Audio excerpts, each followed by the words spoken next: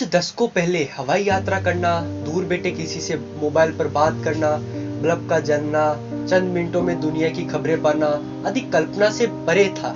कई मीलों दूर बैठे किसी व्यक्ति से बात करने के नाम पर केवल कबूतरों का ख्याल आता था। इसी बात पर मेरे मन में एक सवाल आता है कि अभी प्रेमी जोड़े फोन पर कई घंटों तक आसानी से बात कर लेते हैं।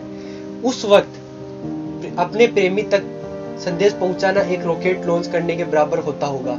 पता चले प्रेम पत्र लिखा प्रेमिका के लिए और कबूतर पहुंचाए पिताजी के पास। खैर छोड़ो, आज के समय में ये दिक्कत नहीं है। पहले जो केवल कल्पनाओं में था आज हकीकत में बन गया है।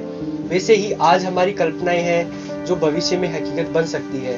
वैसे ही एक कल्पना रही है कि हम अतीत व भविष्य की यात्रा कर सकते हैं कि नहीं। आइए इसके बारे में चर्चा करते हैं।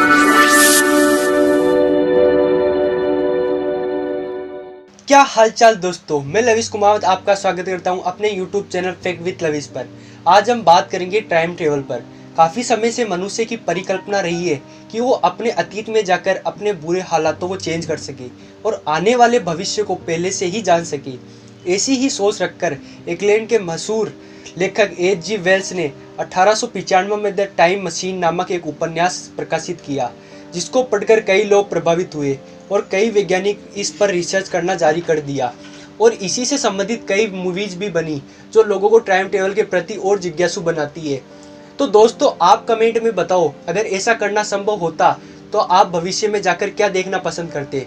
टाइम ट्रेवल करना एक परिकल्पना ही बनी हुई है। इसे केवल लिखित रूप से ही वैज्ञानिक सिद्ध कर पाए हैं, परंतु अभी तक ऐसी कोई टाइम मशीन नहीं बनी है जिसमें हम अतीत या भविष्य में पहुंच सके हैं। यदि ऐसा करना संभव हो पाता तो बहुत बड़ी क्रांति आ जाएगी। मानव अपनी उम्र को बढ़ाने में सक्षम हो जाएगा और अपने भविष्य को बदलना सीख जाएगा। लेकिन कुछ वैज्ञानिकों का मानना है कि यह कल्पना ही है और कुछ वैज्ञानिकों का मानना यह भी है कि ये घटनाएं घट चुकी है। उसका दृश्य और साउंड ब्रह्मांड में मौजूद जरूर रहेगा, लेकिन हम उससे कुछ भी छेड़छाड़ नहीं कर सकते, परंतु जो घटित होने वाली है उसे हम देख सकते हैं और अपने भविष्य को बदलकर सुधार सकते हैं। वैसे ही हम देखें, टाइम मशीन की कल्पना हमारे धर्म ग्रंथों से प्रेरित है, क्योंकि वेदों और पुराणों में कई कथाएं ऐसी भी है जो टाइम ट्रेवल के कॉन्सेप्ट को बताती है। जैसे कि एक कथा है जिसमें एक रेवत नाम का राजा था जो ब्रह्मा जी से मिलने अपनी पुत्री के साथ ब्रह्मलोक गया, क्योंकि वह अपनी पुत्री के लिए अच्छा वर ढूंढना चाहता था। वहां पहुंचकर उसने देखा कि ब्रह्मलोक में गंधर्व गान चल रहा है, तो वह भी उस गान को सुनने लगा। गान समाप्त होने पर उसने अपने आने का कारण ब्रह्मा जी को बताया, जिस पर ब्रह्मा जी ने कहा कि जब तुम पुनः धरती पर पहुंचोगे तब तक कई युग बीत चुके होंगे। यह सुनकर जब उसने उसका हल पूछा तो ब्रह्मा जी ने बताया कि तुम अपनी पुत्री का विवाह कृष्ण के बड़े भाई बलराम से करवा देना।